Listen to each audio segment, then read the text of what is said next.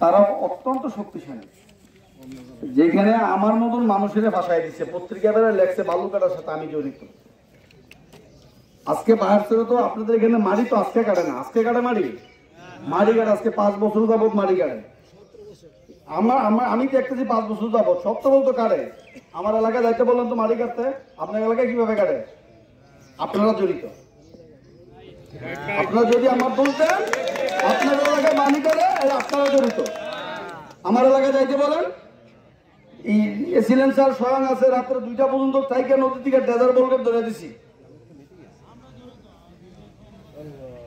আপনাদের এইখানে আইসো আমরা বাধা দিছি, আপনাদেরকে সর্বোচ্চ সহযোগিতা করছি, ডেজার বলকে জ্বালাই দিছি। আজকে স্যারের বলতে হয় একবার দৌড়ে দিলে আজকে জাহাজ নিয়ে যায়, জামিন করে নিয়ে আসে, 2 দিন পরে আবারও মাটি কাটে। এক পর্যায়ে অত্যাচার সইতে না পাইরা সমস্ত জনগণ নিয়ে ওদের সবকিছু জ্বালাই দিছি। আজকে সাধারণ মানুষ ওই মামলা 2টা মামলা করছে, ওখানে মুন্সিগঞ্জ বাড়িতে 2টা মামলা করছে।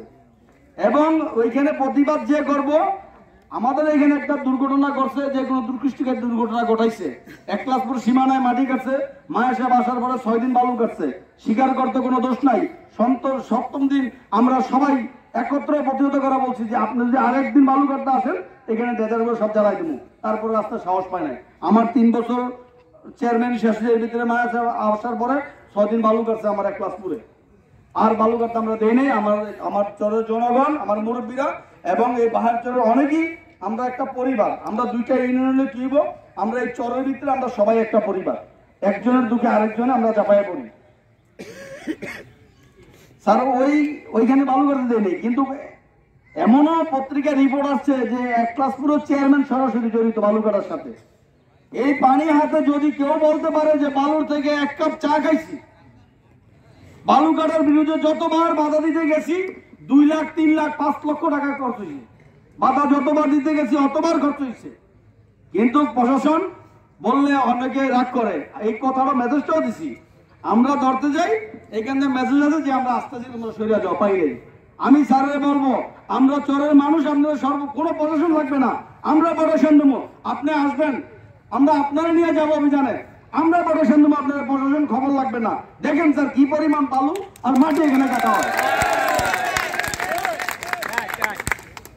আরেকটা কথা স্যার, অনেকবার আমি ইউনো বিষয়ে আমি চিঠি দরখাস্ত দিছি এবং সাবেক যারা আমলা ছিলেন মন্ত্রী মহোদয় তাদের কাছেও আমি দরখাস্ত দিছি। আমাদের বড় এখানে ফসলি জমি, এইখানে জিও ব্যাগ দরকার স্যার প্রোডাকশনের জন্য। যদি আমাদের এই রিজার্ভ সাইটটা যদি জিও ব্যাগ দিয়ে যদি দেওয়া হতো তাহলে আমরা আরো নিরাপদ থাকতাম। আপনি স্যার উন্নয়নের কথা বলছেন, উন্নয়নের মূল চাবিকাঠি লাগে এটা রক্ষা করা। এখানে আমার এখানে এই চরের ভিতরে অলরেডি 3 কিলোমিটার কাজ পাকা ছাদ শুরু হয়েছে, এটা হয়তো বা এই অলরেডি শুরু হয়ে গেছে।